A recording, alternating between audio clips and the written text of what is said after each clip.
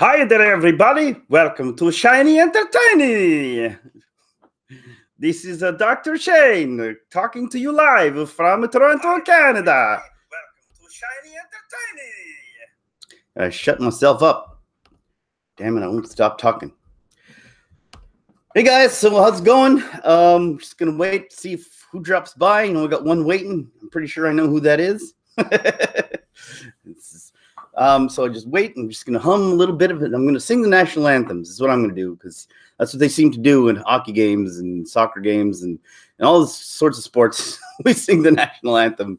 So this is going to be my moment to shine. I'm going to sing the national anthem and hopefully I get a record deal because that's what I think all people who sing the national anthem are hoping for, is that somebody in the crowd hears their national anthem, their 5-hour-long anthem, that, you can't flick the channels enough to get through. Just so that this is my deal. I don't care if these people are here to see these two teams. I'm here for my record deal. And that's pretty much what I think is going on. So here I go. I'm going to sing every single national anthem in the entire world simultaneously. Can you imagine if I could actually do that? How that would sound? Just like throw your voice 300 times. Just like, oh. Anyway, guys, so I do a lot of tomfoolery things in the beginning because I'm just waiting for people to come on. So you're going to get all the good comedy nuggets right off the bat before I get super serious here. Because this is a serious topic that I got to keep hitting. I got to keep going on this topic because this is something I'm really serious about here. I'm serious. I am serious that we all have to sort of be kind of sick of this whole thing, aren't we? Like at some point, like whether you're hardcore feminist or you're just like in a hardcore, like, you know what I mean? Just like on the right side, like whatever.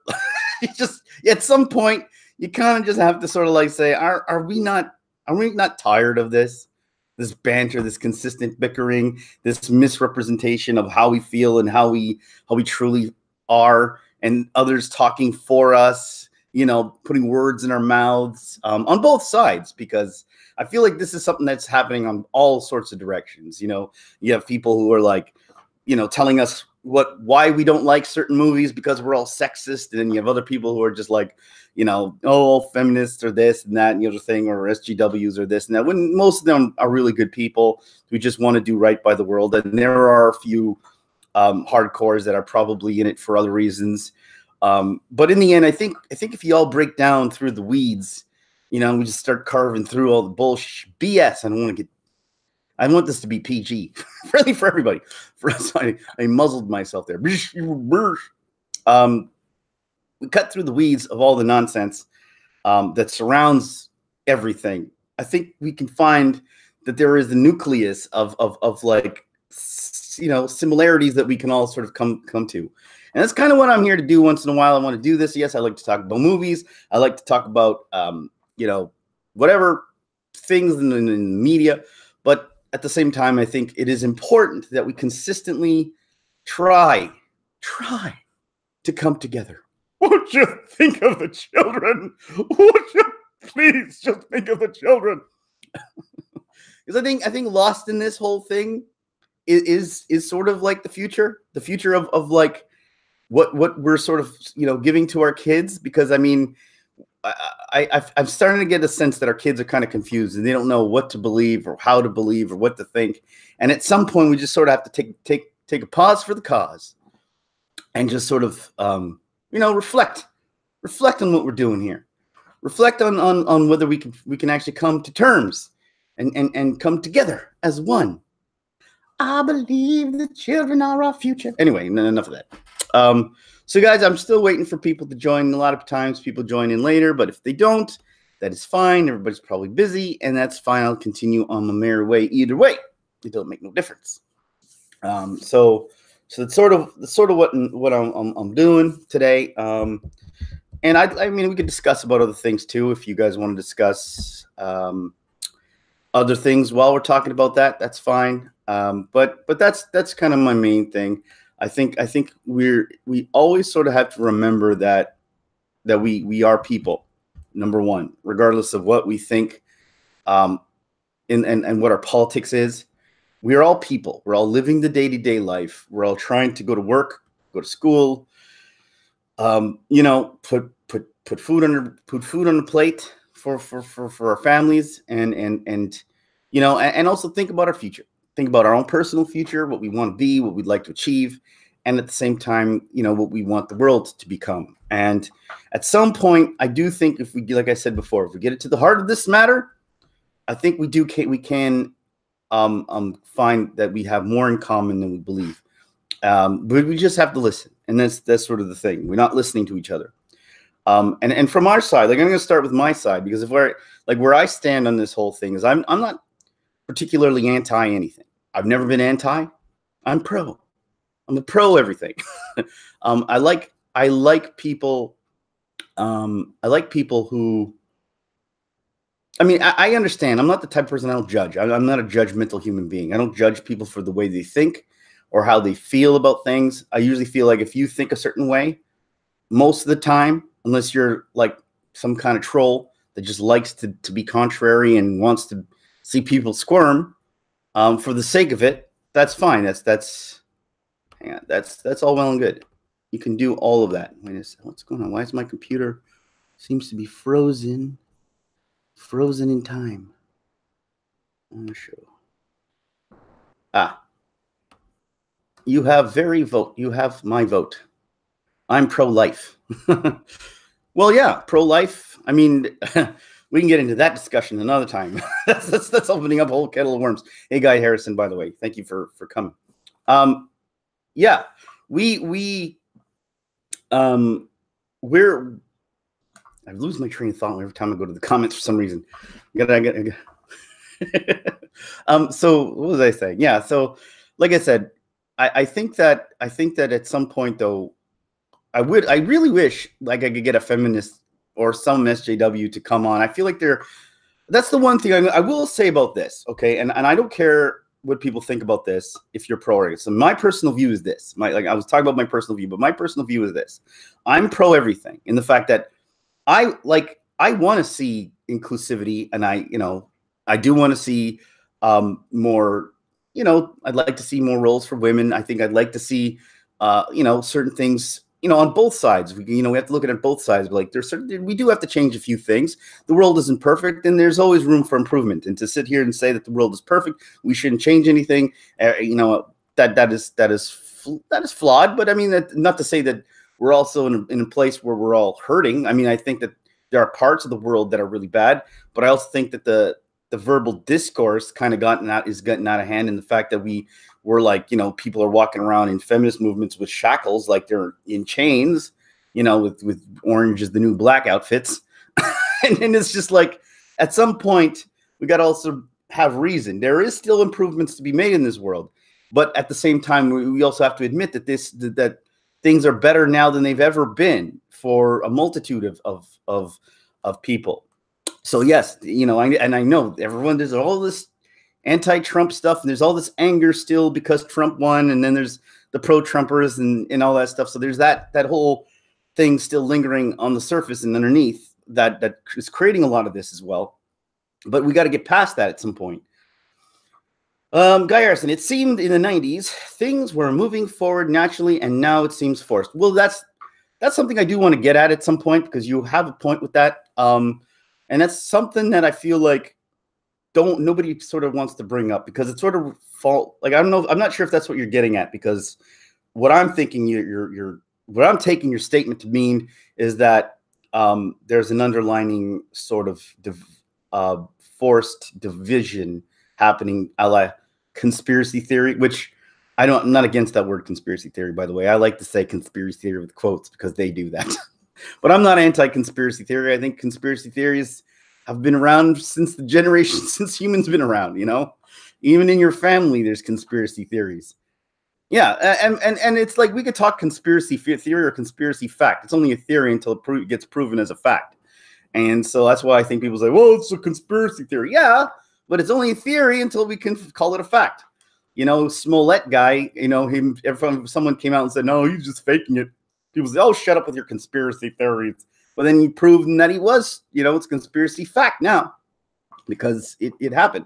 And so to say that human beings aren't capable of all kinds of trickery and fakery and stuff like that, and especially at high levels when we're talking multi-million-dollar foundations and corporations, and of course with the stuff that they have and the ego that they have. You're telling me they wouldn't try, try, not necessarily succeed, but to do things and alter and change reality. I mean, I've always said this. My conspiracy theory on all this comes from like what's going on in the United States. And it's funny because I said this years ago when before Civil War came out, the movie, and Batman v Superman. It's kind of funny how both those kind of movies came out back to back. And I always had this thing that the people in power or the people with the money, they like to warn you before they do things. Not that they want to warn you, but they like to sort of, it's almost mind programming, sort of like subliminal programming to get you to sort of understand that you should fight your neighbors a lot more than you should. And so there's this whole sort of, and I'm going to get into this conspiracy theory stuff. If you guys want to challenge me on it, we can have a discussion. I don't care because I'm not like Alex Jones. I'm not going to sit here and just scream and yell about like a crazy person.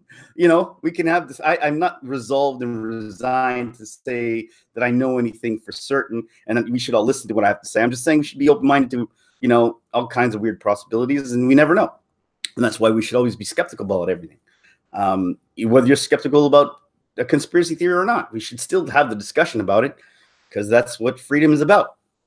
So when we talk about, when we're talking about like Civil War and that, it was kind of funny how I thought that it's sort of suspicious that these two movies were like, these two blockbuster movies came out at the same time. It was like almost like they're trying to sort of get us used to the idea with fighting our friends. And then when the Trump election started happening, it's sort of like, now you got the actual real division happening where you're starting to see friends actually fighting each other. And it was like a civil war. And it's like, is it coincidence or was it done on purpose? Or is there just some sort of link in the chain that it just one connects to the other and then this all just starts to happen naturally? I don't know. I'm open to any form of possibility. But in the end, all you have to do, because here's the result. You had several movies trying to tell us that we should divide. We as in, Americans should divide. I'm not American, I'm Canadian, but I'm looking at this from the outside looking in. And then at the same time, you have an actual political system that is telling us that you should divide. And then you see the Civil War actually happening. And to what end? I don't know. I can't tell you that. That's something that's where it becomes conspiracy theory, is when you say what the end result is. You try to guess what you think the end result's supposed to be. I follow you, but I got to pick up my son and fan to yours. Yeah, no worries. I don't always make these videos to have everybody watch at the same time. I just like to make videos, and then later on you guys could watch it. So that's fine. Go pick up your son.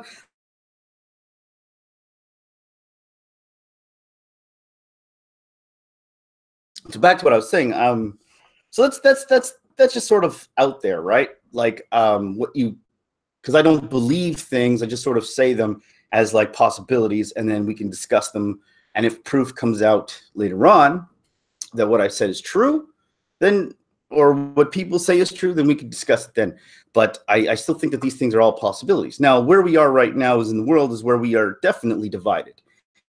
And there is somewhat of a civil war happening in the Western culture, Western world, more than, people I know, like Hacker from Japan says it doesn't affect him there because they don't have this sort of and there's not this sort of division happening there in Japan. Whether it will never happen, I don't know. Ever happen, I don't know. But it's not happening yet. So, but here's the thing. At some point, though, we got to figure out what is the end game. Not the end game, the movie. The end game for us.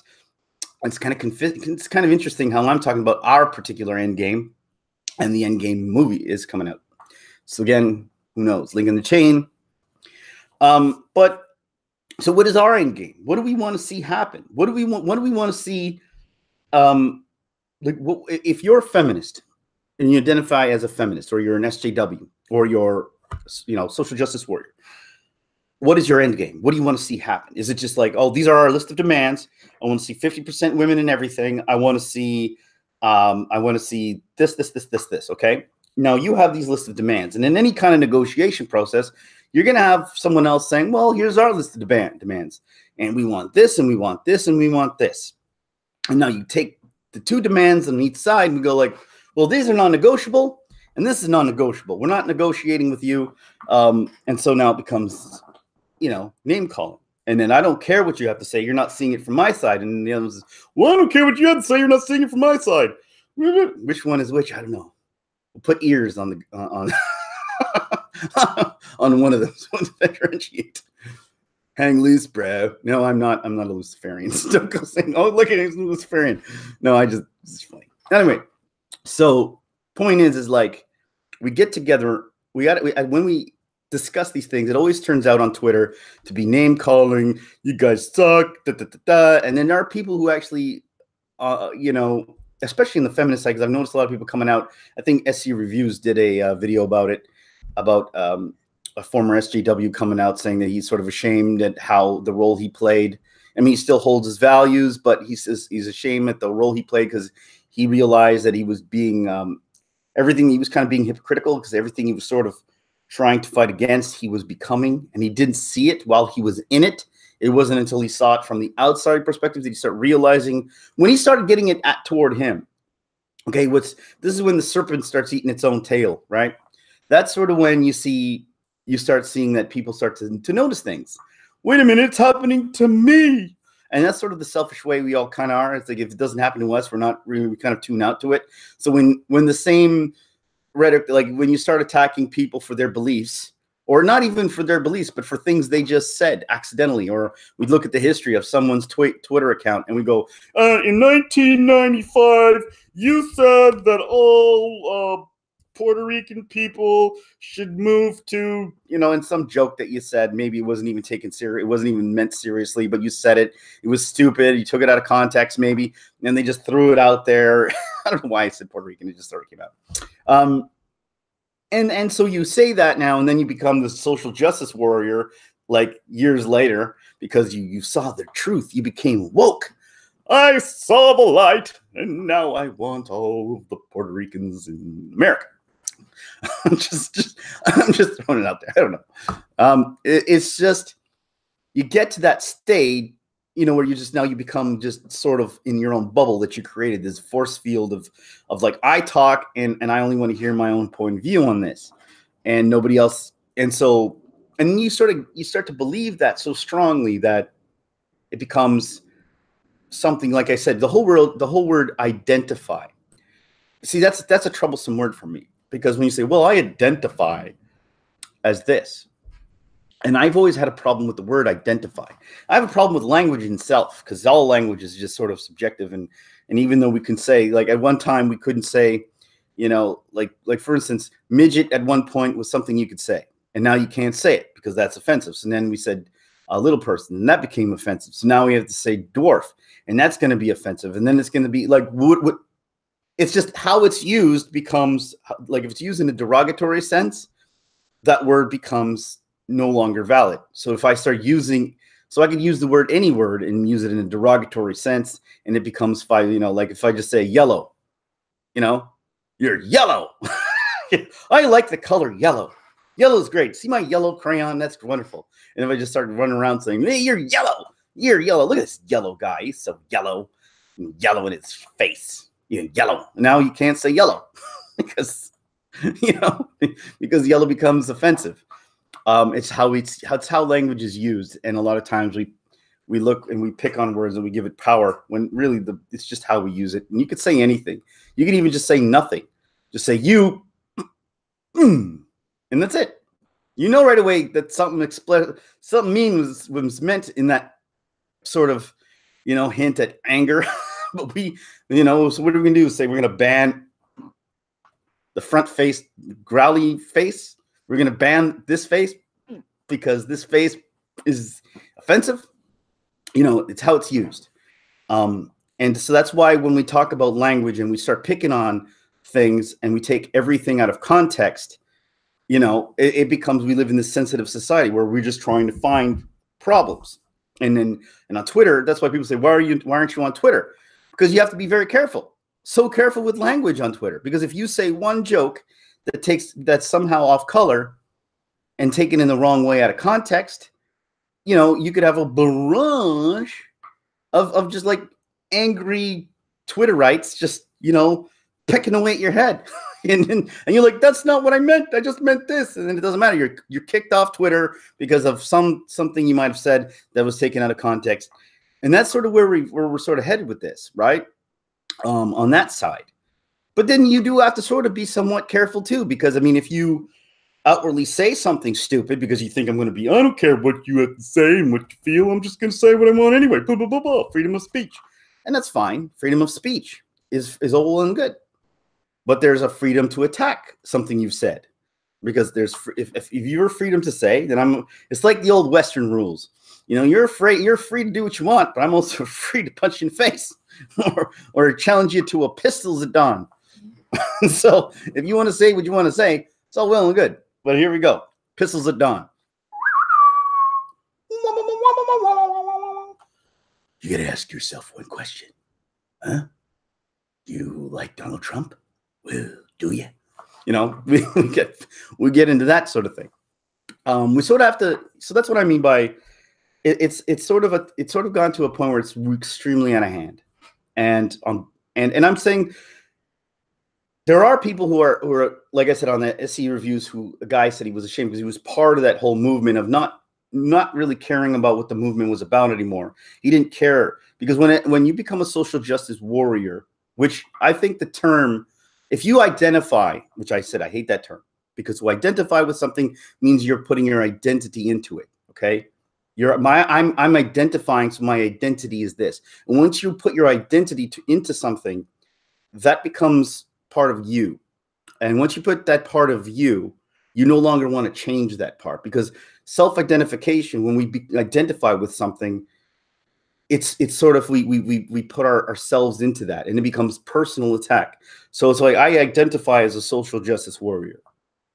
So now if you attack other social justice warriors who aren't like me, but because it's the same term, I'm going to get offended by it. Or I identify as this.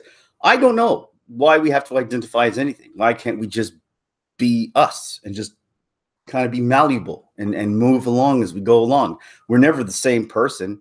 You know, it's funny because it's funny when I see young people identifying with something. And I'm not even talking about gender. I'm not talking about gender. I'm talking about identifying with just a movement or a cause. And then you start to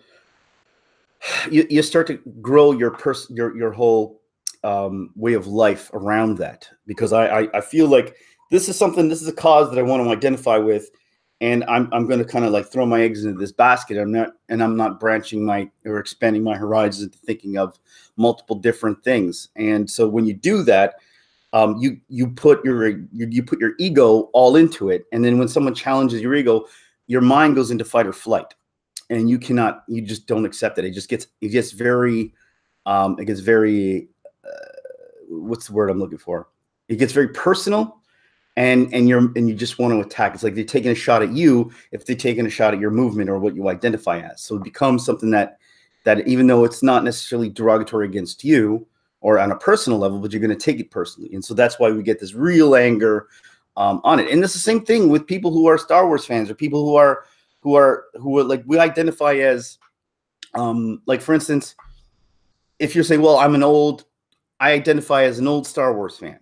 And so as an old Star Wars fan, and you watch The Last Jedi, and you're saying, well, and then the movie itself is taking shots at old Star Wars fans. They're taking it, and they might have, like, old Star Wars fans don't say, I identify as a Star Wars fan. They don't say it, but they do, because they put their life into Star Wars. A lot of these, what you consider hardcore fans, they put their life into it. They dedicate a lot of their life into Star Wars. And so when you start saying, well, get rid of the old and that kind of stuff, and this isn't for you anymore, basically you're taking something that they've prided themselves on their whole life, and they've identified with it. And it's like, well, like, I identify with Luke Skywalker. And that's why we identify with these kind of characters, right? That's why when Luke Skywalker gets treated the way he is, it was taken to a personal level. We got personal with it because he's something we all identified with. We identify with that hero's journey. We all either some people learn from it. I know people that he saved their life because, you know, for a lot of different reasons. If you go into like people's real reasons for why they love Star Wars, there's a lot of real personal things going on here that people don't really realize. It's not just a movie to some people. This movie is almost, I'm not going to say a religion, but it's definitely up there as like a way people guide their life. The Force has been a very powerful thing for people, almost to the point of religious or dogmatic, for that matter. And so that's kind of why people get so dogmatic about that. And then when you take shots at that, like it doesn't matter to them, like, oh, it's just a movie for kids, you know, get over it. And it's like, no, the reason why Star Wars survived as long as it did without any movies and the name grew as much as it did is because it molded people in their life. You know, people grew with Star Wars and it molded them. It turned them into the man that they are.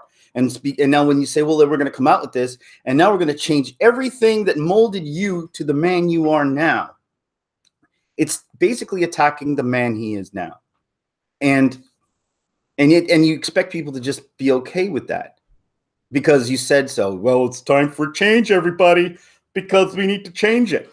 And that's, he didn't look at Luke as a negative person or as a bad person. He looked at Luke. Most people looked at Luke growing up as a hero, right? But you look at Luke as a man who's just this misogynistic white man in a white man's movie. And that's not how he sees it.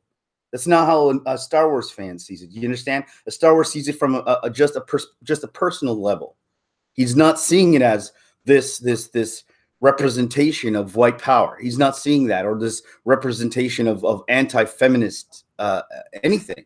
That's the label you're putting on it if you're a person who's offended by Star Wars. And I think the people who are now in charge of Lucasfilm are offended by Star Wars.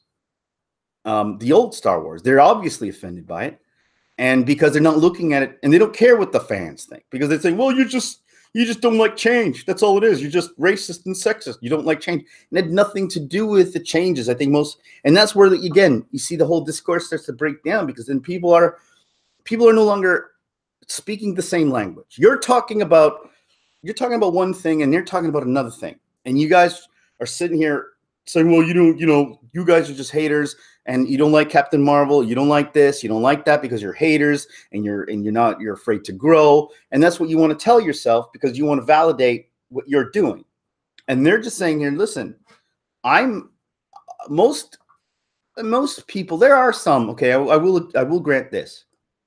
And I could sense when I could sense it when I hear them talk about it, that there is some people who legitimately are afraid of growth. And when I mean to see an actual female in power, there are people like that. But I would say that is the vast minority.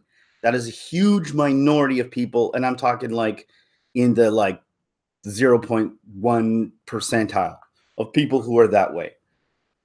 There might even be people who might even, feel that way without knowing that they're feeling that way. Like there's just some underlining programming that, they just can't get past a female lead. And that, again, I'm putting that in the really minority of it, but that's being heralded and being sort of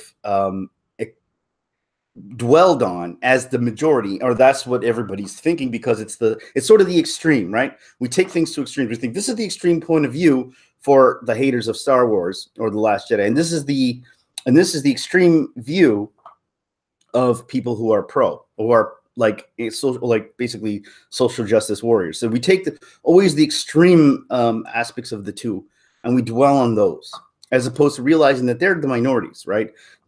Most feminists are probably just sort of passive feminists who just believe that women need to have a fair shake, and or SJWs just believe that we'd like to see a world where more inclusivity.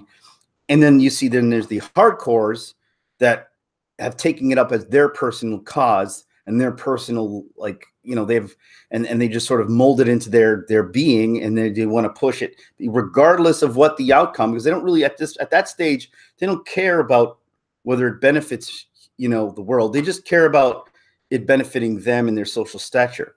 And then on the other side, like you have the majority of Star Wars fans, or the quote unquote haters, who are just, we identified as Luke. We identify as an older generation of fans, and we identify with the people that you are you actively attacking.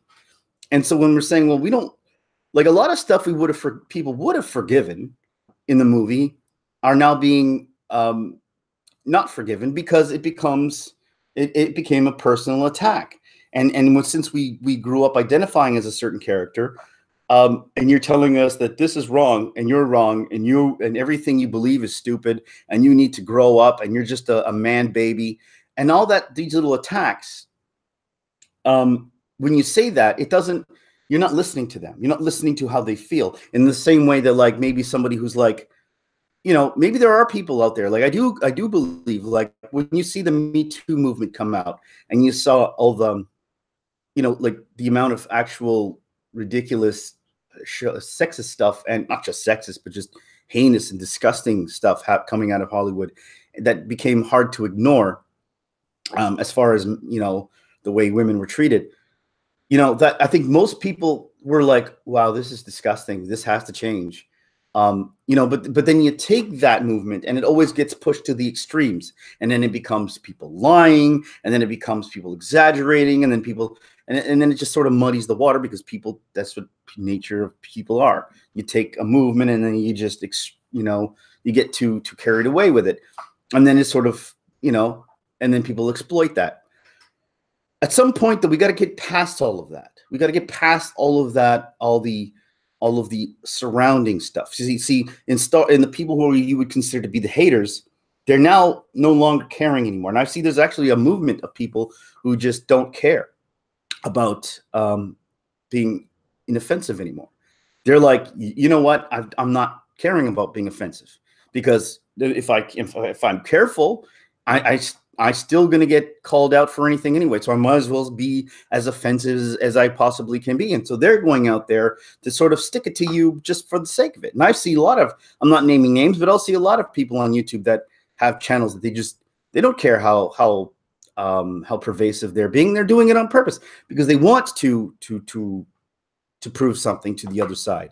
And I'll stick it to you because and I'm going to stick it to you, and then I'm going to stick it to each other. And in the end, again, it comes down to more muddying of the waters of what the nugget of how we could fix this and resolve this between us. And the thing is, like, I don't want to see, like, Endgame right now is going to come out, and right now, everyone is on both sides. They're watching this movie with like a hawk, and I can see it. I'm seeing this, and you see on one end, you see people who are just like picking everything Captain Marvel says with like a fine-tooth comb, like just like, oh, she said this, oh, this is going to be a horrible SJW movie. Oh my God, look what she's saying. Oh my God, look, it's already there. I could see it. It's going to happen.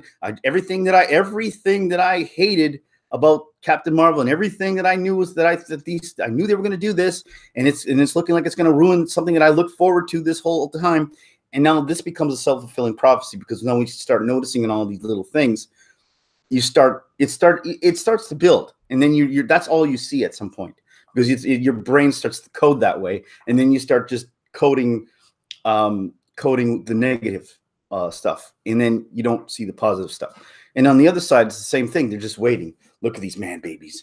Look, they're going to just hate Captain Marvel because she's a woman. They can't stand to see a woman in power. She comes in, and they're not going to see, and they're just going to see again the negative of this, because they're going to be like, look at those haters. They're not going to listen to a lot of the arguments. They're just going to pick and choose. They're coding in the same direction. They're coding just the negative of what they want to hear. And so they're just going to be, look at what he's saying. Look at what she's saying. It's validation. They want to validate your emotions. You want to validate your feelings. And on both ends, that's what we do. We code and decode things to validate our feelings. And so we got to kind of tone that decodement down. I don't know if that's a word, but I just invented it. So if it's a word, then great. If it's not, I just invented it. Take that, Shakespeare. I don't know why I said Shakespeare, but I think he just invented a lot of words in his poetry. So again, it comes back to in the individual, and in the end, we can't change anybody. We're never going to. I can't make. There's no amount of arguing. There's no amount of discussion. There's no amount of me telling my pertinent point of view that's going to change someone who's hardcore, who's programmed to just decode things the way they want to see it. There's no way I'm going to change them. There's no way. And there's no way that in the other way, there's no way they're going to force and change us. There's no way that they're going to change us, right? Because we are emotionally invested in it. And so again, because we're emotionally invested in it, we're not going to see, like, you could tell me till I'm blue in the face how wonderful movie the Last Jedi was, but I don't care. I don't even care if you throw 100 good points at me, because in the end, you attacked me personally in that movie, and you think you're justified for it. And so therefore, I'm going to just decode the way that I see it, because, you know, I'm talking about from the perspective of that side. Because you've personally attacked me, and because you personally attacked me and my hero who I associate with, you've attacked my character, and so now I have a personal investment in this discussion, and they don't understand. It's not about a character. It's not about you've ruined our childhood. It's not about childhood ruining. It's about a character assassination, and when you attack someone that we grew up loving, you're attacking us directly, in a manner of speaking. And so we end up in this place where we're just no longer, because our eyes, that's what the human eye and the brain does. And we just decode and we see things differently. And so we're in the same room, we're having the same argument, but we're not speaking the same language. And so no matter, I'm going to say to you're blue in the face, and you will not ever understand what I'm talking about. In the same way, they can talk to their blue in the face, because I don't know what they've been through. I don't know their life. I don't know how, if their father treated them bad. I don't know if their boyfriend treated them bad. I don't know if their boss, did stuff, if they have experiences that created the level of anger and hatred that they have. I don't know. And so when I defend myself in a way, they're going, white men aren't this, or the people aren't that, I'm not seeing it from their perspective, because they had issues. They had things that happened to them to create what they are. So here we are. Two sides, two pillars in the middle, and we cannot. Sheeny, I like your passion. Thank you. You're new, Roja. Am I pronouncing your name right, Roja? If I'm not pronouncing your name right, then I apologize. But yeah, thank you. I am passionate about this because I'm tired of arguing. I'm tired of being not heard, and I'm tired of people not listening. This is just, it's like when you get into an argument with your with your spouse or your loved one, or not like your loved one, but your spouse or someone that you're close with, but the argument gets not about the argument, it just becomes a shouting match that never resolves until there's a divorce. And I just don't want to see a divorce. I just don't want to see a divorce. That's my whole thing. I've always been kind of a guy that, yes, I'm slightly to the side of the Star Wars fans, but I understand this side, and I can understand. That's why I kind of want us to come together. And I'm trying to say, like, I can understand. I've always been that way, and I can always understand what people. I've always had a knack for for empathizing with both sides in an argument. And so this is why I kind of want to bring us together, because I'm sort of fed up with this sort of people speaking for us. And what I mean by people, I'm talking about people in the media who, which starts off my whole discussion with, is this a conspiracy? Are they trying to create anger? Are they taking the real animosity that we have, or that there is, and they're just sort of infusing it, throwing bombs here and there because it sells, right? Like negativity sells. Oh, thank you that you've been watching me for a while, silently watching, but I'm glad you decided to speak now. I appreciate it. And I just that's the whole thing. I'm trying to create this whole thing where people can join me, and I've tried desperately to get a feminine. Desperately is not really the right word. It's more like I've just tried to get people on the other side to discuss this.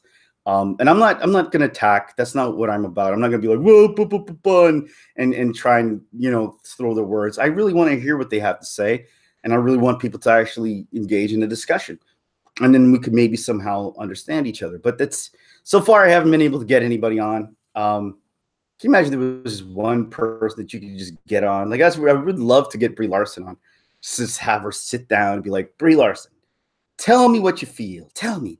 Open your heart to me. Just like, I understand. But you know, unfortunately, we have to start speaking the same language, and this is never going to go. This is never we're never going to pass. And I do think at some point the arguing will become fatigue. But if it becomes fatigue, it'll just once again lay dormant for a while, and then it'll dorm. It'll be go to sleep, and then we'll focus on some other thing, and then but eventually, what will happen is like years from now, this will resurface, and then we'll still do this again, because that's just the pattern. We did this in the '60s. It's because they don't want to talk and reason. They've invested in hate, and that's and what they've put their whole outlook on, and they've let go of that. They let go of their whole identity. Yeah, well, that's exactly what I said about identity. When you put your identity into something, you're not speaking. You're taking it personally, and you're not seeing it for the cause. You're seeing it as yourself, and you're using your. It's like it's becoming something that I've identified with. So like I want to be a hero, and I don't. And I notice a lot of actors do this because, as an actor myself, going through life, you realize that when you're playing a role as someone else, you're never you don't have your own identity, because you're so often playing and learning to be someone else. You don't have your own identity. So I think a lot of times actors and actresses and people in Hollywood and show business, they want to sort of have an identity and be a real hero, the kind of hero that they sort of portray. So they kind of build themselves up into something. And in their own minds, and so that's why they become taking causes. And I'm going to go adopt a bunch of African babies or Asian babies and bring them here and have a farm of like animals and taking all the strays and things like that. And so they do these causes because they want to live the life that they feel their heroes that they play do. And so then they have to identify as that. And then so that's why. But then there are people who just they run their day-to-day life, and there's all sorts. There's all sorts. It's hard. You can't pinpoint or pigeonhole anybody in any situation, because there's a lot of different nuances and stuff between people and what people people's lives are like. But at some point, though, I think we have to start ignoring the media. We have to start ignoring Hollywood and what they're trying to do, because I don't think that they have our best interest in mind. And I'm talking about both. I'm talking about the causes. Like, again, does making a mediocre movie starring a female superhero, does that actually empower women? Or does making a well-written, well-scripted, take the time to make a great independent hero, meaning something that doesn't have baggage, make it from scratch and put your heart and soul into it, and then make that into something great that people from both sides want to aspire to become and be? Is that not what we want? Is that not what we would rather have than to just pigeonhole and force something into a situation? Let's turn James Bond into a female. How about we just make a new James Bond type movie? And like, first of all, people don't know this about Indiana Jones.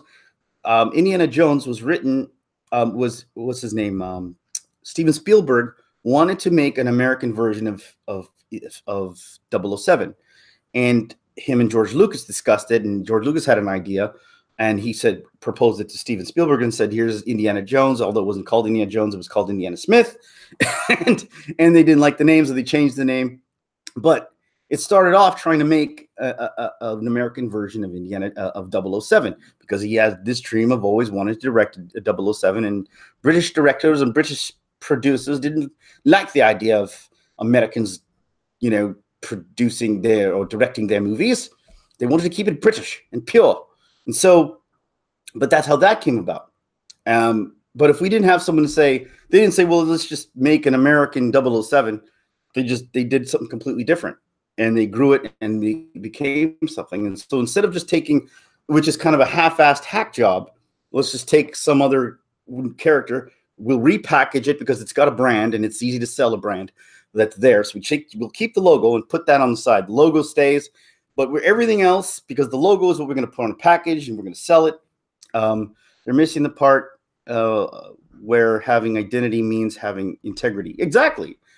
But again, that comes down to the point where you get so involved and your mind gets so preoccupied, and it's with everything. You get preoccupied, you get tunnel vision, and you start to see, this is what I care, this is what I want, this is what I am, this is the thing, and you hear only the same people echoing the same things. You're awesome, you're great, oh, you're such good for this movement, blah, blah, blah, and you start seeing, and then your brain starts to decode only what the things you want to hear. And so at some point, what started off as integrity eventually devolves into something else. And that's where it is. It's like people just now become attack mentality, because they now this like this instant validation of being like of like standing. See, I'm going to talk about the word social justice warrior, and that needs to change. And I think if we change the word social justice warrior to social justice protector, the word warrior implies you're on the attack, and I'm a warrior, and I'm going to fight. But social justice protector is someone who will defend, someone who will protect something, who needs to be defended.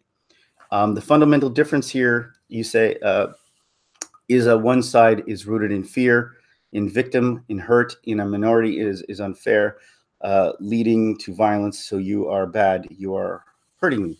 Yeah, well, again, that's what happens when you, and then victim mentality. This is the whole, see, this is a can that you have to unravel slowly, because the victimhood and victim mentality is a different situation, because victim mentality stems from the individual, and what most people tend to not do, and some people, and that comes from ego, and that comes from taking onus and responsibility for your actions. And a lot of people grow up not wanting to take responsibility for who they are and what they do, because that's an ego thing. You know what I'm saying? People, and that's all of us have that to a degree, right? You know, if you know, when you were in school and you got a bad mark, even though you might have studied, maybe you just said, "Oh, the teacher just has it out for me," but maybe you just didn't study properly. Maybe you didn't study enough. Maybe the teacher does have it out for you, but when you instinctively go to the teacher has it out for me mentality, which I saw a lot of kids in my class do,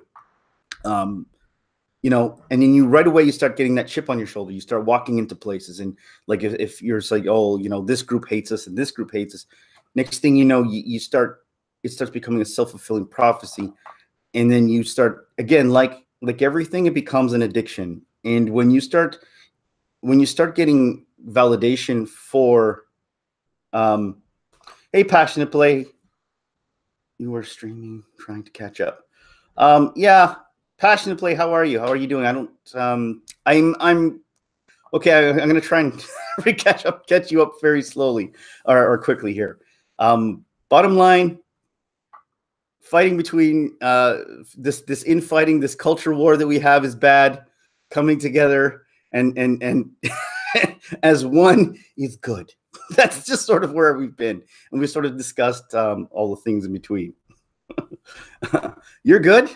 I'm glad you're good. We should all be good. I mean, we're alive, we're healthy, we're happy, we're engaging on YouTube. In fact, that we could sort of talk, you know, which is awesome, right? You know what I love about, you know, things we don't talk about enough is like how you could talk to someone across the world, and this is we talk about how divided we are. But I could talk to friends, and I'm from Canada, Toronto, and I have friends in Arizona. I have friends in Japan. And we talk, and we actually talk on the phone. I couldn't do that before. And you know, we're more closer together than we've ever been. And I have Indian friends. I'm talking all over the world. It's just so awesome. And yet we feel like we're divided, but we're more together than we've ever been. It seems to me that you want to create more harmony between both sides. It's going to take showing the fear, hate-based people how much fear and hate their side is spouting. So this is Aroha says, so have the chance to startle, realize that they're not being healthy here. It's sort of what the walk away movement did. I know what you're talking about, the walk away movement. I'm not trying to do that, by the way, because I know it's a futile effort. I'm not trying to. Um, maybe okay, it's not that that's not my end game for sure. That's my end game, but I know it's a futile effort because what I just said. Even if I came face to face with someone who's so passionate in the other and with their hate, okay, I will never change his mind or her mind. I will. They will. Their mind will never change because their ego and their identity, like you said, are so involved in it that it would be like someone changing their religion. They would rather a fight, even if they know they are wrong, even if they have doubt. They will continue to fight to the bitter end against it because they've already self-identified and they've already put their self into it. When they're stuck in fear and hate, there's no talking to them.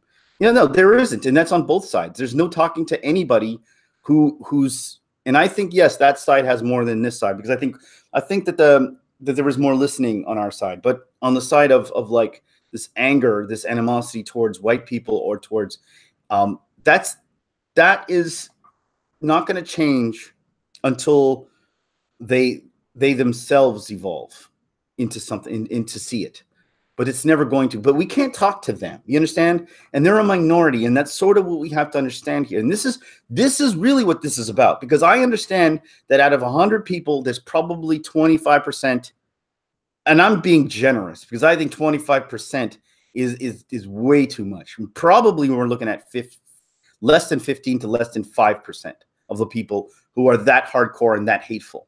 And on both sides, it's such a small minority that are really spiteful, angry people that just hate women and don't want to see women succeed in Hollywood or whatever. And then there's this really small percentage on the other side. But I don't want to focus on them because I know I'll never change them. There's no point on that. What I want to focus on are the in-betweeners, the people that are confused. They're listening to them. They're listening to the hardcores, thinking that that's what everybody thinks. And when you're loud and then you have Hollywood sort of echoing that, because Hollywood is an echo chamber, but at the same time they don't have any guts. Okay, it's all about money, and all they care about is what financially will help. And if they think that being woke is financially successful, they're going to do it. And and that's what their media is going to focus on. Unless, like I said, there's a conspiracy theory that's underlining this, that's just out to divide people, which I think is a very strong possibility. We have to take that into account. Whether I'm not willing to bet my house on it, what I'm saying is that we have to look at every sort of person, what would be the benefits to dividing people? Well,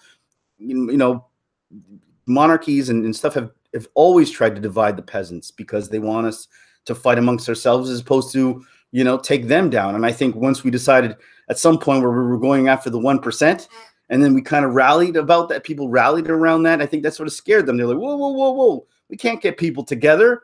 No. We got to separate these people here.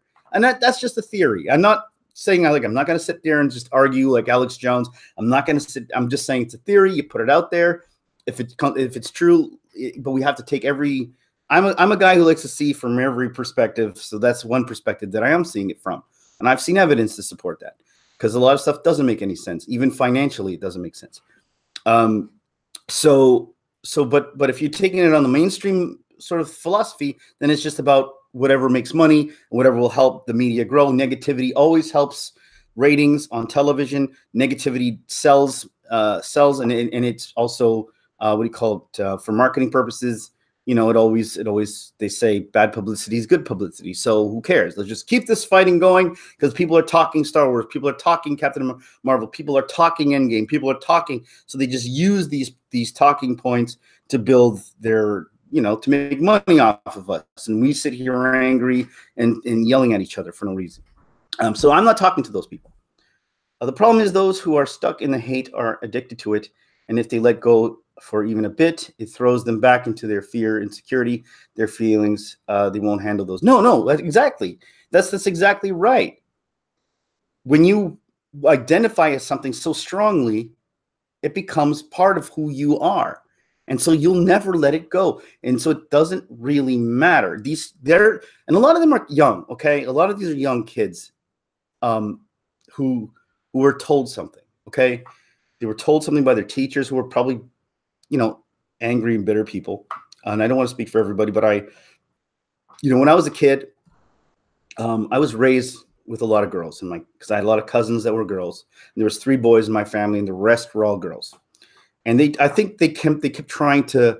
And I used to be invited to a lot of parties with just girls. It was like, oh, I have an all-girl party, and because my mom didn't have a babysitter, I'd go along with them. And then I'd listen to just this angry people just consistently, men are this and men are that, and my husband is this, and my husband, and my God. And they don't realize that I'm a man sitting here just like a boy, listening to them bash both men and boys all day. And to the point where I got angry and I just said, hey guys, you remember, hello, I'm here, I'm listening to you, and I'm a boy. And I don't do any of those things you guys are talking about. And I don't think any of those things that you say. They go, oh, you're different though. And I'm like, okay, well, that's not an excuse that I'm different. I have friends that are just like me. So we're not all different. We're all there. We have some bad and there's some good. Well, so could men. We're all vicious at times. We can all, that's the thing. Like there's bad in both directions. There is such thing as toxic masculinity, and there's such thing as toxic femininity. But we're sitting here judging an entire gender based on a few bad seeds. And it's like us taking like bad women that are like gold diggers or whatever the heck you want to call them, and just judging an entire gender based on the negative, on bad ones. And it doesn't do anybody any good to do that. It doesn't. And then we sit here, and again, we're trying to focus too much on the people who we can't change. And I don't want to focus on the people we can't change. It's the moderates, the majority, the 9. And here's the thing. This is okay. I'm going to get to what my whole crux of this argument is here. The whole crux of this discussion is mainstream is listening to the minority. And mainstream, because the mainstream is listening to minority, we have this, we're starting to become, we're all becoming fearful of what we have to say, fearful of what we have to do, not knowing what the right thing is to do, because the people who are just venting anger all over the place from their fear, they don't even understand what the heck they're afraid of in the first place. So that's why they eat their own tails all the time. That's why they're always attacking their own, because they don't understand where their fear comes from. We as people, as the mainstream with sort of a good head on our shoulders, we sort of have to spread the word that that is a minority. This is a minority. This is the real problems that we have. Let's focus on this. And let's let them yell and scream. Let them yell. We're not going to change them. We're never going to do that. We need to stop trying to change them, because they're not going to change. The only way they'll change is if they see that they're the minority, and they're not going to get fed. Like, you know how you said that they feed off of it, and it builds their moment. Once they can no longer feed off of it because we've ignored them, we've put them in the corner to like time out, because hey, 25, hey, listen, 15, 10% of the people go to the corner. This is a timeout. You can time out until you behave. You learn that the world isn't like that. You know, so you guys want to talk amongst yourselves, go ahead. These are the mature people here. We're going to resolve the issues, and we're going to figure this whole thing out. You guys can sit there and piss and moan all you want. And that goes for you guys on that side too. You guys can sit there and be angry and hate women and all that stuff too. You guys can sit there in the corner. You guys can, you know, pout and moan on your own. But we here, the grown-ups, we're going to have to come together and discuss this. and resolve and get to the real truth of the matter. Hang on, my computer is dying. I'm gonna have to plug it in. Sorry, a little bit of a distraction here. Yes. This is some plugging in music. But yeah, and so that's sort of why I don't want people to understand. I'm not trying to convince people that are already unconvincible. I can't convince them. You can't convince them. No one's going to. Maybe they'll be the rare one that we can, and let's hope that we can. One thing that works is, you say, Roja says, is like you say, act like a grown-ups and decent people, and be happy and confident and strong, so that those who are on the other side eventually go, hang on, I want what you have. Exactly. You can, and that's why I meant we need to deal with the individual. We can only. I've always said that you can't stand on a soapbox and start preaching if your soapbox is planted in quicksand, because The minute you do that, you're going to sink. And if people look and respect you, and you start sinking into the sand, they're going to look elsewhere. And so we have to, as individuals, plant our soapbox. If we decide to be in a soapbox, you need to plant it on a firm, solid concrete, or something that won't collapse. And so when you have people who are grandstanding with skeletons in their closet, or people who are like, a lot of people, they say that methinks thou protest too much. People who genuinely are verbally pro one thing because inside they're trying to prevent, they're trying to hide their true nature. I think a lot of that goes on. And that's why for me, I always say for people who are trying to talk about their opinion, make sure that when you talk, you understand that you don't shoot yourself in the foot. Everything that I say, I'm pretty sure you guys have already figured it out. Everything that I say, I think about. I take time because I want to formulate my words carefully. I want to formulate my thoughts carefully. I want to make sure that I'm conveying everything that I think in the best possible manner that I think it. I don't say nasty, derogatory things toward people. I don't think derogatory statements need to be made. If I talk about Rose Tico, I could say that the character sucks, but I never say that the Asian girl. That's nonsense. It's unnecessary. Yes, when you are convincing them, you get angry and frustrated and aggressive. You've already lost because you've turned into them. Yeah, it becomes that, and that's the whole thing too. And I'm starting to notice a lot of it. A lot of this stuff stems from, either whether it's revenge or this whole notion of, in order to defeat the evil, you must become the evil. That whole rhetoric that I've never believed in, because it's like Gandhi used to say, an eye for an eye leads to a room of blind men.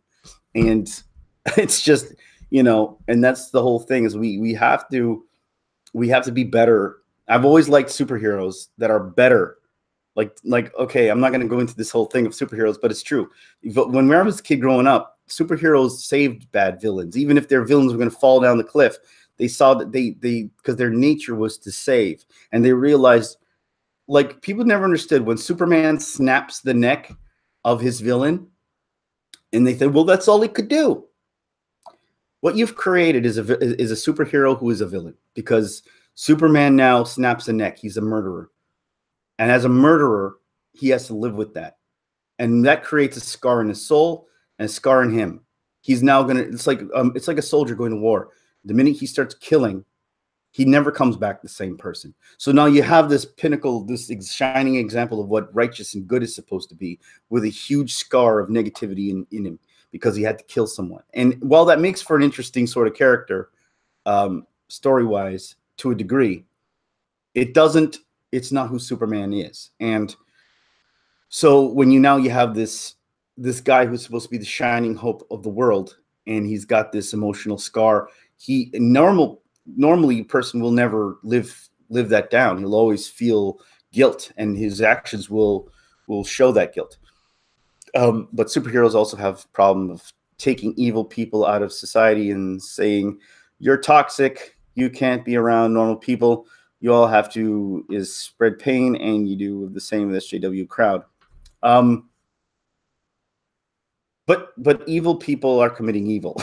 and it's pretty cut and dry when evil people are committing evil. SJWs are talking about opinion. If an evil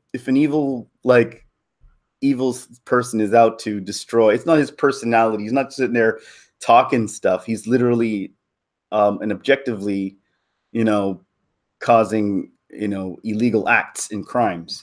And when you have an SJW complaining about someone's opinion, which is not a crime, it is just someone's opinion or someone's accidental thought or moment of weakness, and you prey on that and you attack on that because you're grandstanding, destroy people's whole life. Yeah, no, it's dude. I've seen people. Sorry, I didn't mean to call you dude. I just say that sometimes. But I've seen people in my own life be attacked by SJWs and ruining their actual life, not Twitter. I'm talking about real life. I'm talking about people who've lost jobs. and that happens because of this. And that I've seen that, and it's kind of, it's disgusting because I know people, someone very close to me that's had that happen to them, where, you know, because they gave an opinion, now they no longer have a job. And it just became this attack. And so we have to sort of, and that's not just Twitter. That's not just people barraging on Twitter. You can get off. You can say, all right, I'm done with Twitter and leave. You can't change your life. You can't change it. Like, and this is what's going on in real life. And another thing that I'm noticing too is well, I'm not even gonna call it reverse racism. It's just racism. And I've seen it happen where I've been outside and I literally saw some, you know, a group of kids yelling to a white kid, "You white piece of shit." I heard that from a group of colored kids. I don't know. They looked sort of Hispanic, but they were darker skinned. And they said, and then the white kid just went, "Oh," and everyone around just laughed. It was not even like, no one cared. And that's sort of where we're seeing this sort of, okay, we're now seeing where the people who are trying to be, you know, grandstanding as they're the ones who are the good guys, when they're not. They're actually creating villainy, but in a different direction. So it's okay. It's not okay to be racist, but it's okay to be racist against one group. It's not okay to be sexist, but it's okay to be sexist against one group. It's not okay, you know, and that's sort of what we're seeing that's being taught. Well, yeah, it's definitely toxic and evil, and it's well, you know, I could say racist things against white people because it's white people. Who cares? As white people have privilege, and so our privilege means it's okay, you know, for us to be bullied. And so, what kind of privilege is that? First of all, where I have to sit there and take abuse. That seems not privileged to me. That I have to sit there and take abuse. I don't feel very privileged for that. But anyway, well, yeah, exactly. That's the whole thing. The world is looking. The world is also, you have to understand what the place we're at right now as a society.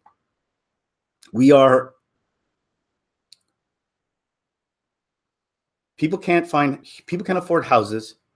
A lot of people can afford houses. A lot of kids these days understand that they'll never be able to afford a mortgage. A lot of kids these days cannot even afford their education. A lot of kids these days are taught that there is no future for them. And they don't know where to vent their anger. And so they vented their anger in the only foe that they've seen sort of succeed throughout the generations, and that is white men. And so we've taken the brunt of the frustration of what we're seeing society do. And there is an actual real element to this, that people are, you know, they just need a vent. They don't know where to vent their frustration. And so you see this guy, you know, you see a group of people who have sort of been more successful, especially in the Western culture. And so we think that they're the villains. And they've been holding everybody back.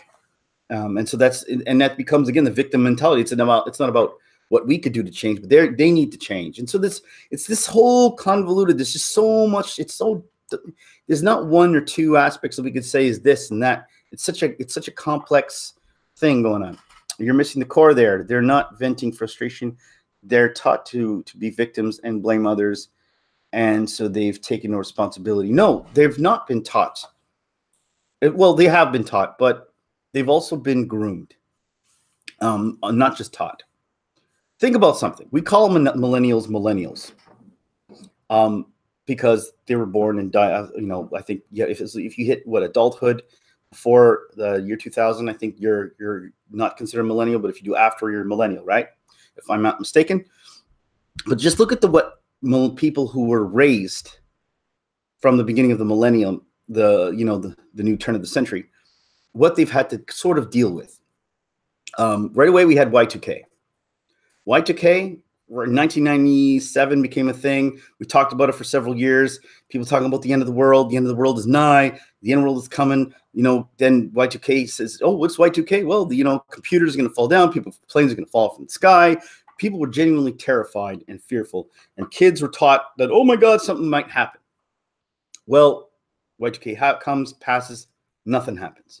So these kids that are born there, they were already sort of living in some sort of fear. Then you have 2001, what happens? Well, boom, the trade towers hit. Terrorism becomes the new evil, and terrorism is, beware of terrorism. The end of the world. I mean, the terrorism is going to come. It's going to, everywhere you look, there's going to be someone bombing your car. They're going to bomb this. Now, the same kids who lived through Y2K are now living through the fear of terrorism. Look, people in the Covington. Look at the people of Covington's kids. They've grown up the same world with the same perspective, but that are hardworking, polite, solid, and it's not the world you choose to. No, of course. But again, we can't take two groups of people from two different upbringings and two different exposures. We have to sort of look what the mass of people are exposed to. So if you have a group of people who are being said, like the Amish, we can't take the Amish and say, oh, you guys, this is how you guys were brought up, and you have these beliefs, and you never let all the surrounding stuff, deter you or whatever. I'm not. Again, we're all different people, and we all respond differently. There is elements in that, but we're talking about generalization or general of what was going on in our world and what we're feeding through the media and through people. Because after the terrorist attack, it became the war in Iraq. Then after the war in Iraq, it became the collapse of the economy. The collapse of the economy in 2007.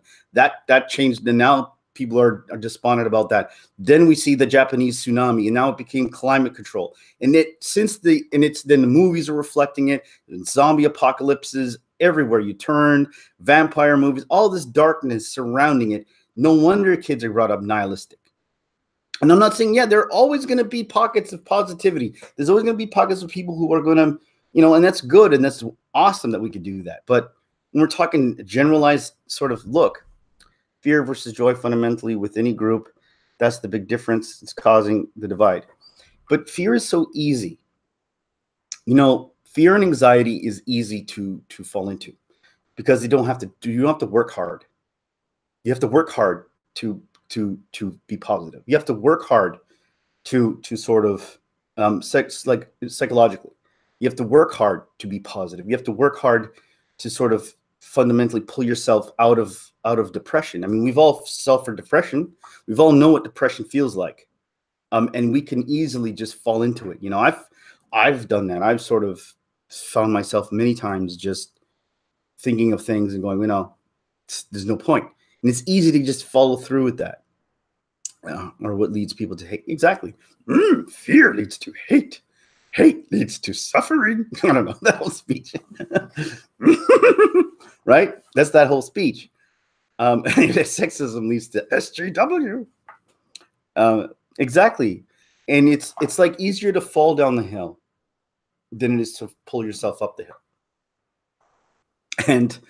And that's why you're seeing more people take that route, because that's what I do. I do the impressions. And so people are far easier to fall down the hill. It's far easier for that than to catch yourself and to then pull yourself up, right? No, it's not an excuse. And I'm not one that makes excuses. I don't make excuses. I never live my life that way. Everyone who knows me knows that I never made an excuse for anything, any of my failures. I've never made an excuse for anything that I've ever done. I don't respect excuses either. Respect it to an extent. Someone chooses fear, they choose to let that fear cause hate and pain and destruction to others, is doing evil. Yes, you're right. I don't disagree with that. But people, I don't know. I've found it's hard because the people in my life, they look at, and I've never turned to drugs. I've never turned to alcohol. I've never turned to smoking. I've never turned to anything, anger, bitterness. I've never done any of those excuses. And I know people that have. I know people that they're depressed or they're angry and they eat, or they're depressed, they're angry, they drink.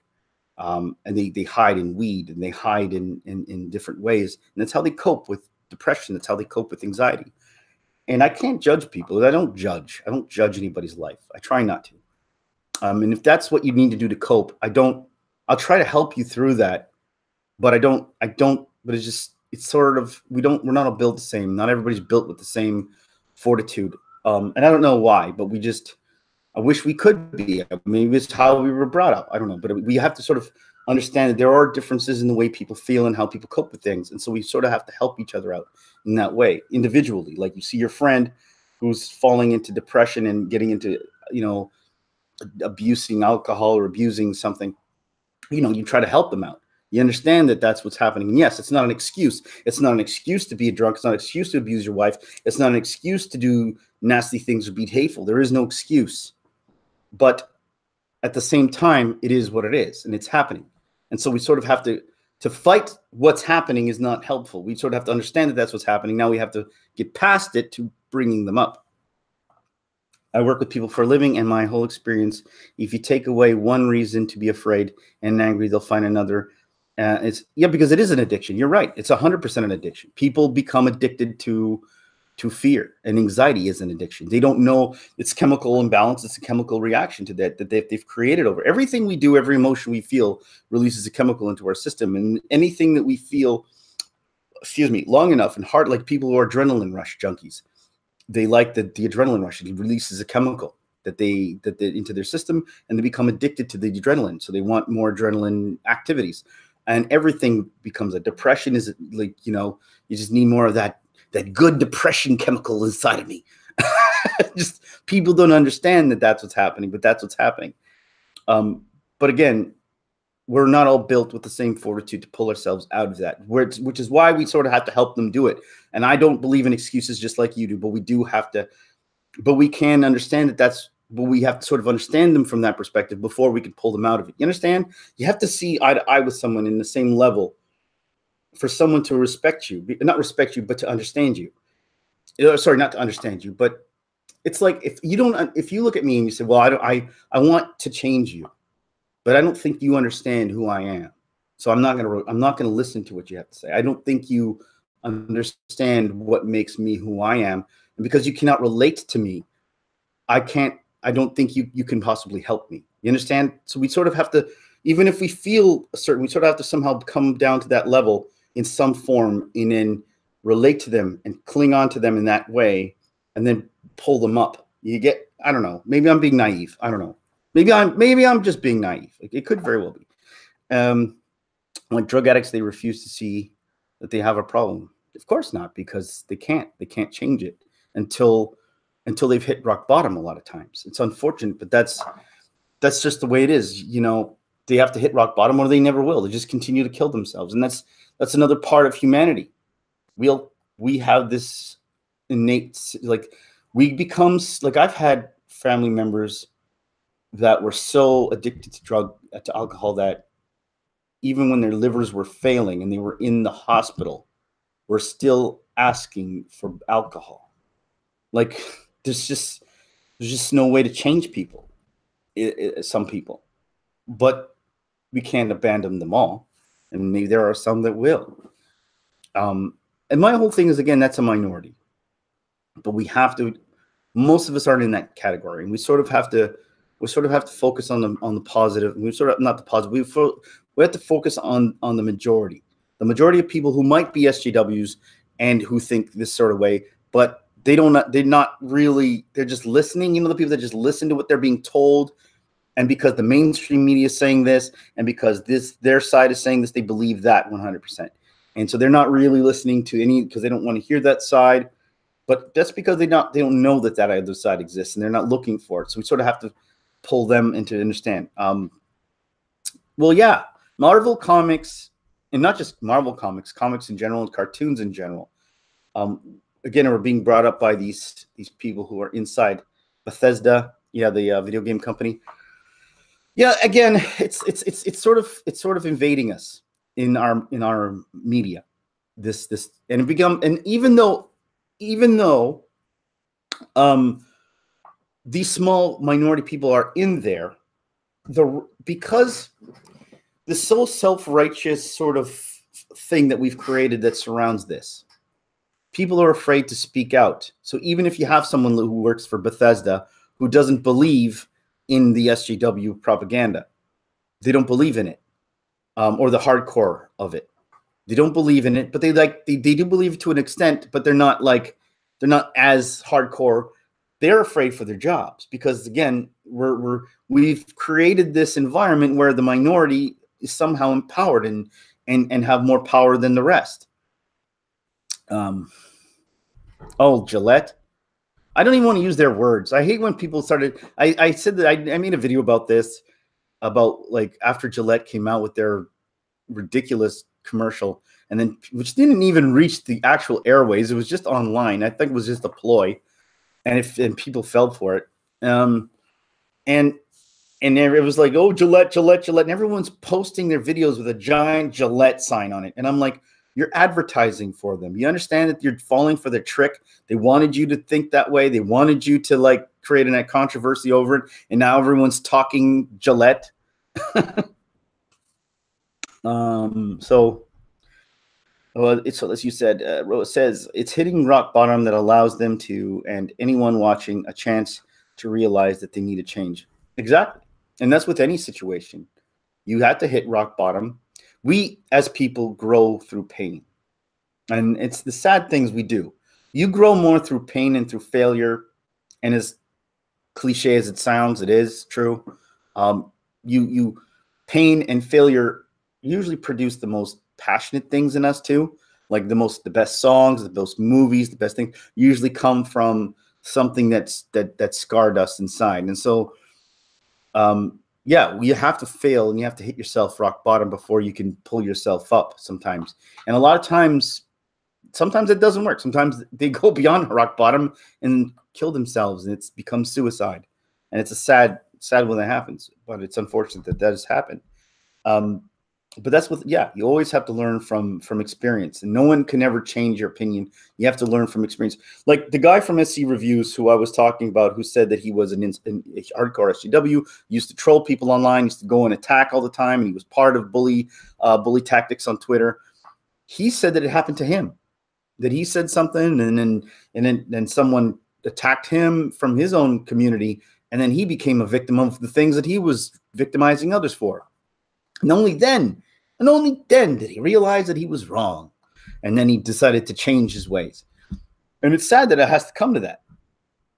I'm mostly reading about people, passionate places. I'm mostly reading about people being repulsed by them through and just don't want to buy their stuff anymore. The whole comment section of every video I've seen about is like that. I don't think it will help them, even though they get mentioned so much. It's good that it comes to that. What do you mean, the rock bottom part or the death part? Because I was talking about it comes to the death part. That's what I meant. It's good that it comes to the death part. That's not what I was talking about. It's good that it comes to it's bad that it comes to that, suicide. People who would have an excuse to some toxic behavior now stand up to it. I think that they're starting to show their true colors and their true nature more and more. I'm talking about the hardcores. When you see the serpent eating its tail as it is right now with the Smollett stuff and that kind of thing, you start seeing that you're going to see that eventually. I think they will expose themselves for being the hateful and not just hateful, but also, what's the word I'm looking for? Hypocritical people that they tend to be, that they are. Because once you're in that culture, you're talking about being pro. You're trying about being anti-bullying, but you're pro-bullying. You're actually bullying. You can't be the evil you claim to represent, to try and defeat. You can't be racist and sexist and say, well, getting rid of it, racism. Eventually that exposes itself and it can't continue. And still people don't realize that the Smollett hoax was all about pushing an anti-lynching, pro-LGTSEA, all these letters, law. Yes, the more they expose themselves, the more people will see what's really happening. Yeah, because the mainstream can only continue to keep this lie for so long, right? And again, even like Captain Marvel movie comes out and exposing itself. It's exposing itself. I know that people in the mainstream that would probably be like, who are like, I don't know, they're going to say they're going to look at it for the truth that it is, because when you see Rotten Tomatoes boosting it to whatever critic score it is, and then the movie comes out so bad and mediocre that it's hard to dispute anymore. You can't even dispute how mediocre a movie it is. It's just, everyone who I know is just sort of like, meh, I don't even care, went to see it. They didn't like it. And then and then Alita is this great movie, and they don't even ignore it. You know, me and my wife went to go watch it, and she didn't even know anything about it. I had to say, let's go watch this. And she was like, I don't know, there's not enough talk about it. We get there, she watches it, and then she falls in love with it. And I'm like, you see what I mean? Like they try to sway you against it. And here you have Disney grandstanding on this feminist soapbox, which disgusts me, because, you know, who is to blame for only, like, oh, we're coming out with a female, like, and you see these guys, these actors and these people talking about how like, you know, get to the, you know, this is like modern age, stop being dinosaurs. Excuse me? Disney is the one that had 10 years to make a female superhero and never did it. They had 10 and plus years to do it. And you're telling me, and only because Wonder Woman succeeded, are you guys now pulling your head out of your asses and making one? You know, and don't try and tell the fans that we're to blame. You didn't do it. Now the whole thing, the arguing is like, the fans are the ones that are dinosaurs. No, you took way too long to make this happen, and then you pigeonholed it and you created something half-assed. And now, because we don't want something half-assed, because we're used to a certain level of quality in the movie, and then you just throw this out at us and say, hey, it's yours, we're going to do it. Now we're supposed to sit here and fawn over it and talk about it like it's some great thing. You guys were late to the party, and now you're acting like you're you guys who created the party. You didn't. Disney made entitled princesses who are victims sound. I'm getting the feeling you guys don't like princesses. I'm just kidding. Yeah, well, they're trying to.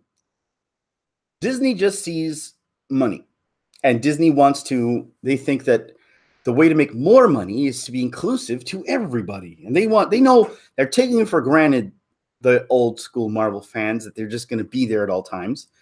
And they're trying to now infuse it with more. Hey, Laura, how are you? How you doing? Welcome to the chat. This is like the first time I've had only girls or women on my on my stream. This is actually pretty cool. So what was I saying? Yeah, Disney just wants to sort of like corner the market on all things, on girls, on kids, on boys, on women. They just want to corner the market, and so they're taking the old. I'm great. I'm here having a good time talking to you guys, so I'm always good. They're taking for granted the old fans of the property, because they are assuming they're always going to be there. And they're trying to pander to the other market to bring them in. And in the end, it's becoming this gray middle ground that nobody's liking and nobody's truly gonna appreciate. So unfortunately, that's what's going to happen. I think that's going to be the end of Marvel if they continue down that road. You should see if they're wearing any clothes. Who's wearing clothes? Who should I see if who's wearing clothes? I don't know.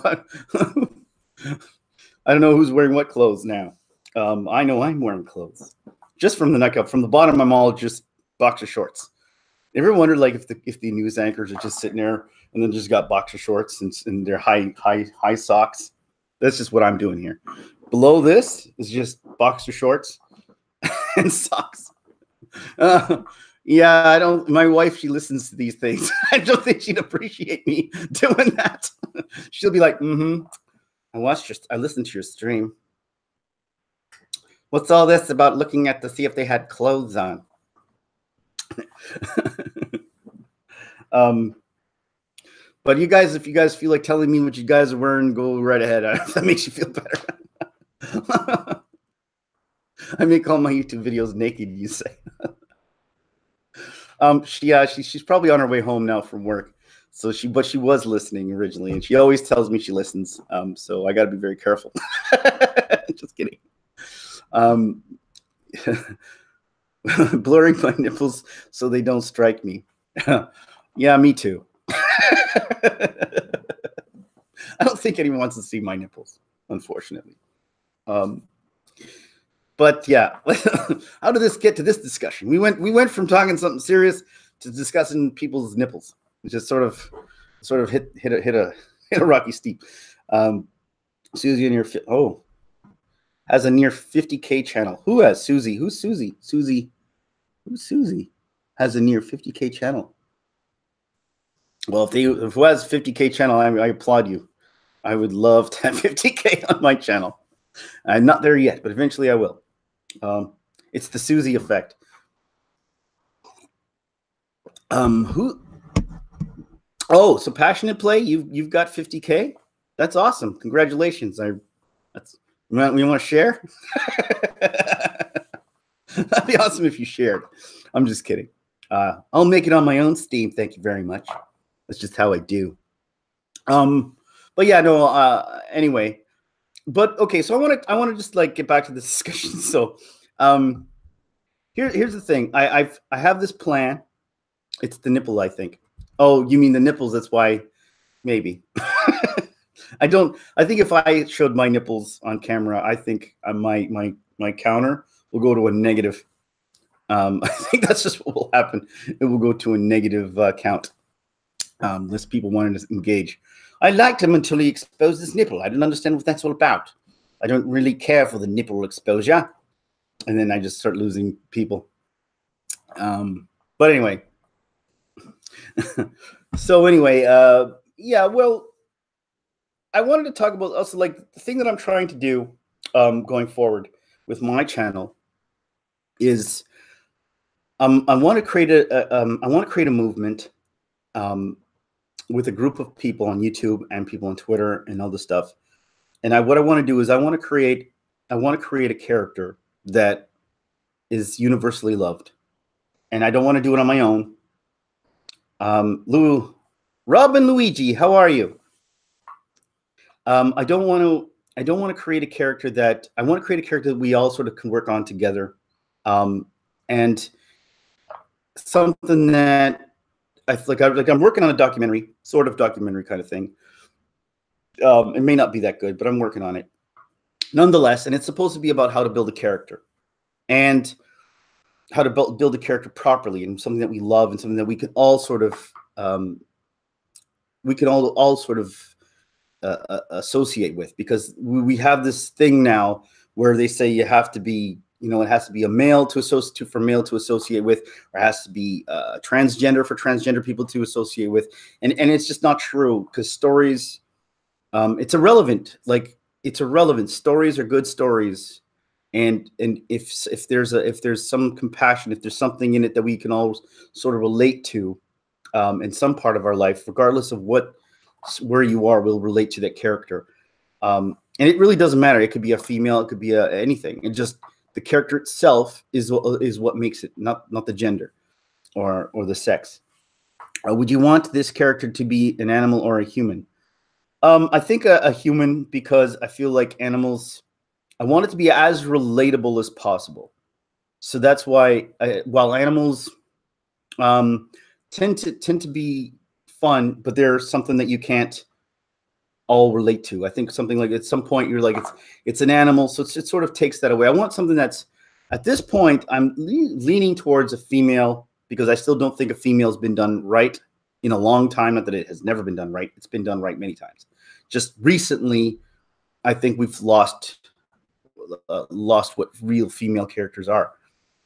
The difference between SJW characters and normal people characters is that SJW don't get characters development and growth. No, but nobody does. Understand? There's no character. They have no fake identity points. Well, exactly. They're not building characters for the character. They're not building movies for the movie. They're building the politics and the statement that they want to make, and they're constructing. See, this is the point we want to make. This is what the headline is. This is what we want to make the movie about. This is our point. This is our fable, or not the fable. And then we're going to build and construct the movie around this, regardless of what regardless of the rules of our world. And it doesn't make a difference. Just change everything to alter so that it fits this narrative. And that's not how you build anything. You don't build anything with you start with a story you want to tell, and then you could put a moral behind it, and then you create your character, and everything sort of works hand in hand. And in a properly written story, everything makes sense in the world. But when you have to alter reality and alter things and force things and pigeonhole things that don't make sense so that it just fits the narrative that you want to tell, and the thing is, the narrative, if the narrative is not even a true narrative, it's just something you're making up, then nothing is really going to make sense, because even then you start forcing things that don't seem real. And I'll give you an example from Captain Marvel.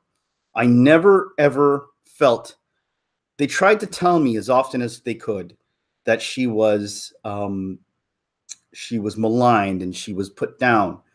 But, and even when she was in the other planet, she was sort of put in a place where she was being told she's not as powerful, or she'd been held back.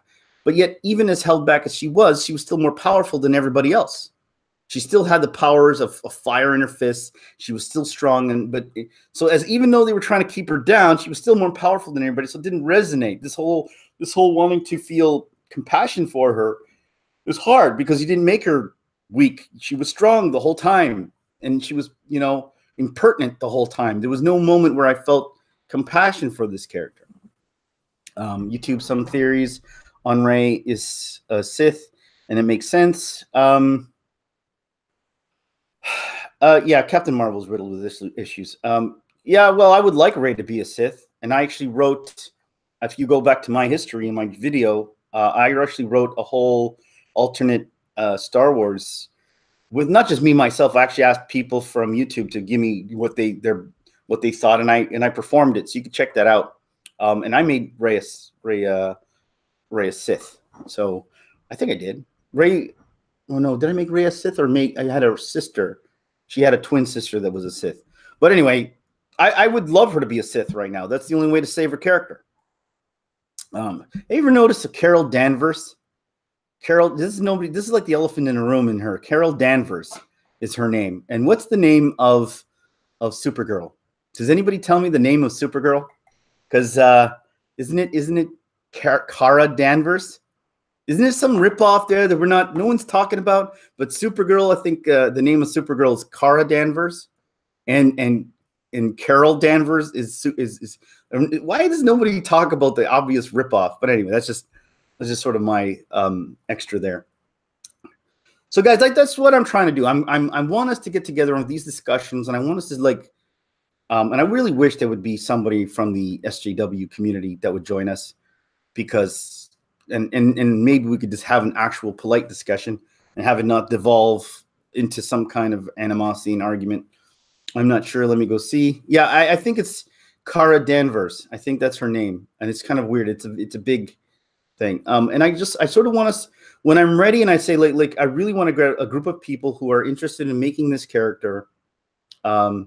And we'll make the character. I want to make the storyline together, and we could work out the plot, and and then maybe we'll find some people to make this movie for us. Somebody who's out there in the world, who's listening, who might want to help us along and make this a possibility. Maybe we can get Netflix involved. Maybe we can just, But I just think if we can get something, if we can get a group of people together to be creative and to come up with something that we all could enjoy and we all could share, and then we show that, like you said before, I think, Ro, you said this, we need to demonstrate to these people that positivity, and that we can get along, and everyone can have their cake in this situation without anyone having their hurt feelings, without anyone feeling bad.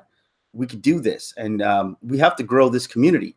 And I'm not talking about my channel specifically. I mean, I would like my channel to grow. I'm not going to lie, but I'm talking about, in general, the community of this movement of trying to bring in a new light, a new sort of movement, something that we can all get behind, regardless of what you are. I don't even care if you're Asian, if you're black, if you're white, if you're transgender, if you're LGBTQ, if you're left, if you're right, it doesn't matter, because what matters the most is the character, is the plight of the character, and is the movie itself. And that's That's all that matters. I want to demonstrate that that's what we need to focus more on, and then we can all sort of get behind that and rally behind it.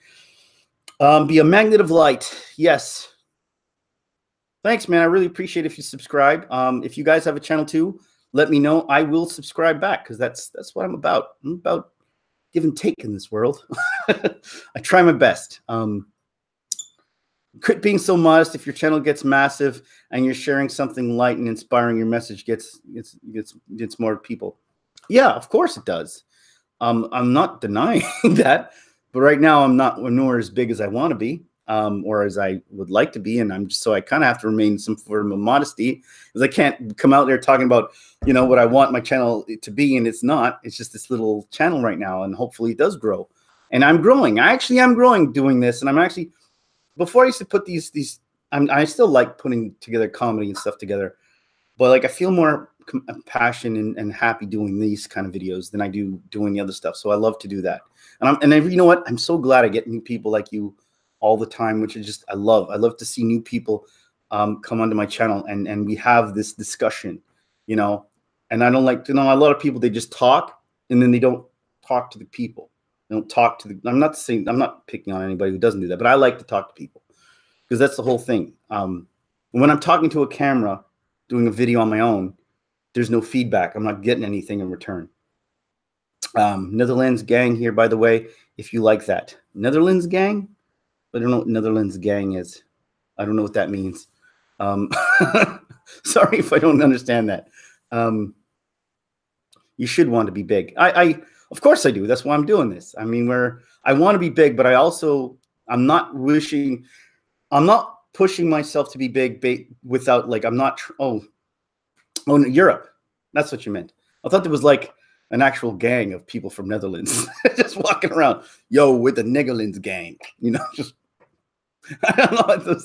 I love the fact that people, so that's awesome. I'm glad you have people from Netherlands. It means we are from that's awesome. I'm glad you guys, I have people from I always wanted to go visit there. My background is Portuguese, so I have some European descent. From San Francisco.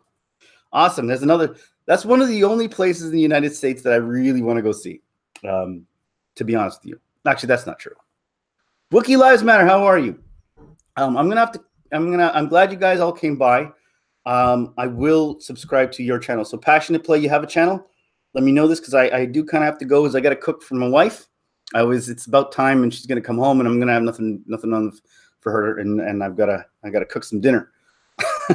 Yes, I'm the chef of the house. So just so you know, if you ever visit here, you're welcome to stay with us. Oh, that's awesome. And if you ever come to Canada, you're welcome to come by and stay with us too. It's an open invitation. She does. Oh yeah. So if you guys have a channel, I will go on all your channels and I will subscribe to you as well. Cause I'm glad you guys are my friends. And that's really what I look at. I don't look at subs. I look at friends. And I'm here to make friends. I'm not here to make subs. I'm here to make subs too. Who am I lying? Who am I kidding? All right, guys. So I gotta go. Thank you for watching, and yeah, I will sub right now to your channel the minute I'm done. And thank you guys. And and other people who are watching this, sub to their channel. Passionate Play, Robin Luigi, do you have a channel? Roha, do you guys have a channel? Are you guys all part of the same gang? The Netherlands, and it's an open invitation. She wants everybody to go stay with her in the Netherlands. I'm just kidding. But you're welcome to stay with me in Canada anytime. All right, guys. So see you guys later. Thank you guys for watching. And till next time.